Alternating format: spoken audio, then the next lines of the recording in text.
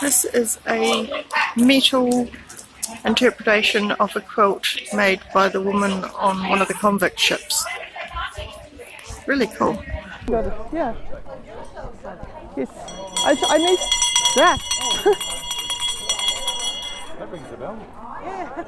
We did 2 tours at the Female Factory, which is where the female convicts were kept in Hobart. The first tour was a sort of historic reenactment. Because it was a sort of theatrical piece, we were asked not to record any of it, but we were allowed to take photos. So I got photos but no video from that part. There were 2 actors who guided us around in character. The woman played Mary, I've forgotten the name, Mary, someone who was a convict, and sort of told her story as we moved through the different parts of the grounds.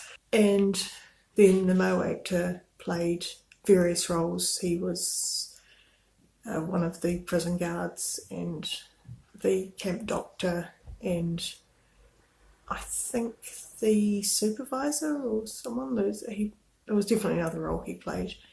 And then the second tour was just a more normal guided tour where we had a tour guide who told us stuff. The Female Factory was a prison that was built specifically for female convicts from 1828 until about 1856. Something like 6,000 or 7,000 women spent at least some part of their convict sentence within these walls. And I'd like you to have a look at this wall in particular. You'll notice that it's covered in words, phrases, and these are important because these come from convict conduct records. Right at the back, in the middle, that was the chapel, our church.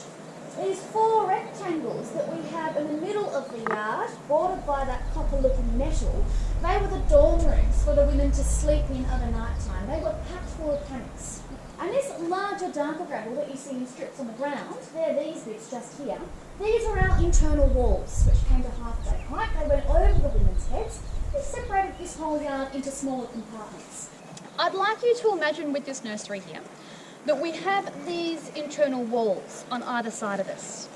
These come well over our heads. It's incredibly overcrowded. I'm talking up to often over 100 children within this space at any time, plus their mothers. And they're spread between 4 rooms.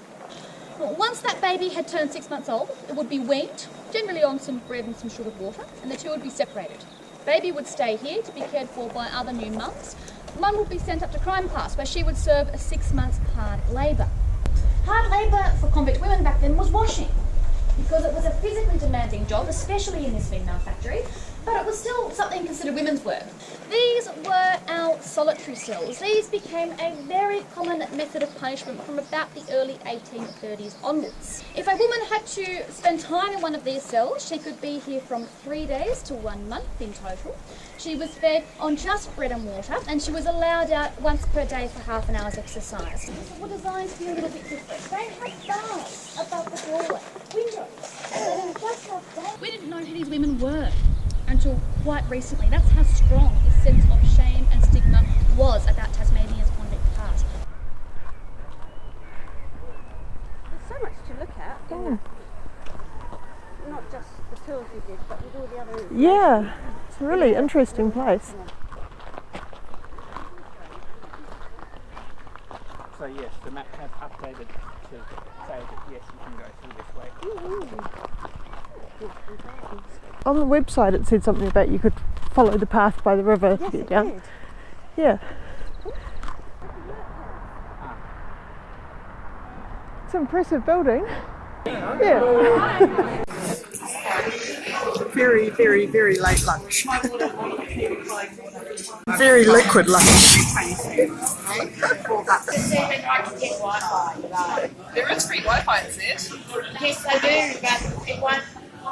This is apparently the rivulet, which looks like a creek to me, and we're going to follow it down into town, hopefully, if we can find the way onto the track. because part of it's been washed out by flood damage.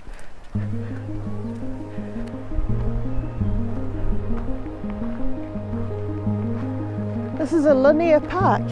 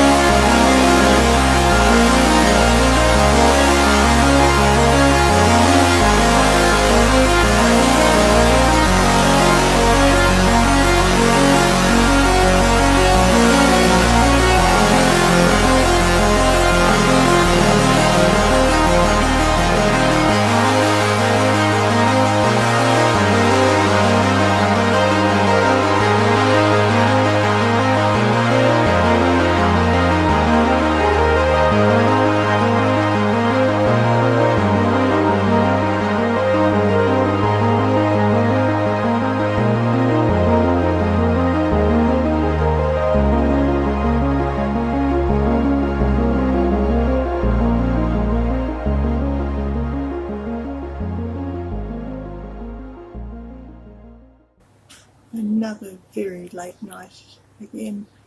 We had a lovely dinner at a restaurant in Salamanca. I had a